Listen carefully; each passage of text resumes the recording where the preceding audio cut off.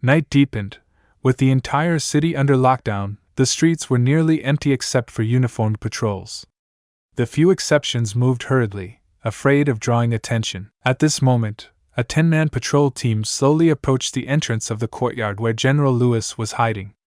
The squad leader was a burly man with a buzz cut. He glanced around to ensure there were no onlookers before raising his hand and knocking on the courtyard door. Knock, knock! Knock, knock, knock! The rhythm of the knocks was distinct, as if signaling a secret code. After the first sequence, there was no response from inside. The buzz-cut man knocked again, twice this time. After the third knock, the courtyard door finally creaked open, revealing half of a man's face. A low voice came from within. The sun shines bright in the sky. Raise a glass to the blue heavens. The buzz-cut man replied without hesitation. This was the prearranged recognition code. Come in, gentlemen. The general has been expecting you. The bearded man inside stepped back, gesturing for them to enter. The buzz-cut man nodded and led his 10 subordinates through the gate. Once all were inside, the bearded man cautiously peeked out into the street to ensure they hadn't been followed. Only after confirming there was no suspicious movement did he retreat and shut the door firmly. At this moment, the door to the house opened. General Lewis stepped out, accompanied by a few of his trusted guards. With a single glance, he recognized the patrol team's uniforms as those of the city guard. The city guard had recently come under the jurisdiction of the enforcement division. All officers with ties to the former commander had been placed under house arrest, severing Lewis's past connections within the force. However, it was now clear that his allies had planted an inside man within the city guard, which was proving to be a crucial advantage. General, Lord Poseidon has sent us to escort you, the buzz-cut man said respectfully, cupping his fists in salute. Poseidon? At these words, Lewis's personal guards exchanged glances, their expressions filled with shock. The name Poseidon was well known. It belonged to one of the 4 divine kings of the pantheon gods, a sworn enemy of West Lacosia. They had never imagined that their general would have dealings with the pantheon gods. Such an alliance was tantamount to treason. But given their dire situation, only an organization as powerful as the pantheon gods had the resources to help them escape the capital safely. Do you have a way to get us out? Lewis asked cautiously. Of course. The buzz-cut man signaled to one of his men, who immediately stepped forward, presenting a set of city guard uniforms with both hands. General, everything has been arranged. Put on this uniform and leave with us.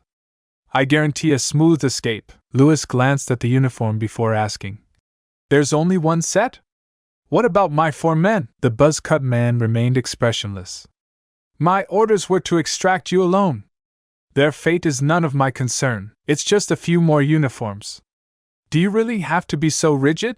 The bearded guard protested. It was a minor gesture, one that would cost them nothing. Why refuse? It's not that I don't want to help, the buzz-cut man said coldly. First, I don't have extra uniforms.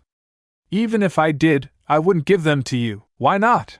The bearded man scowled. Every patrol squad has a fixed number of members. I've only reserved one open spot for the general. If you all try to blend in, it will raise suspicion.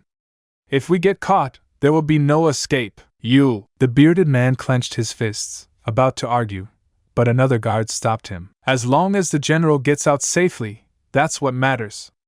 We'll figure out our own escape. The buzz-cut man nodded and turned back to Lewis. General, time is short. We must leave now. Lewis hesitated. He had fought alongside these men for years. They were like brothers. To abandon them now and flee alone felt like a betrayal. General, don't worry about us. Just go. We'll find another way. One of his men reassured him. General, the shift change is coming soon. If we miss this window, we'll have to wait until tomorrow, the buzz-cut man urged. Yes, General. The longer we stay, the more danger we're in.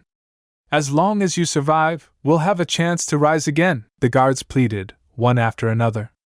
Lewis exhaled sharply, then nodded. Without further hesitation, he donned the uniform.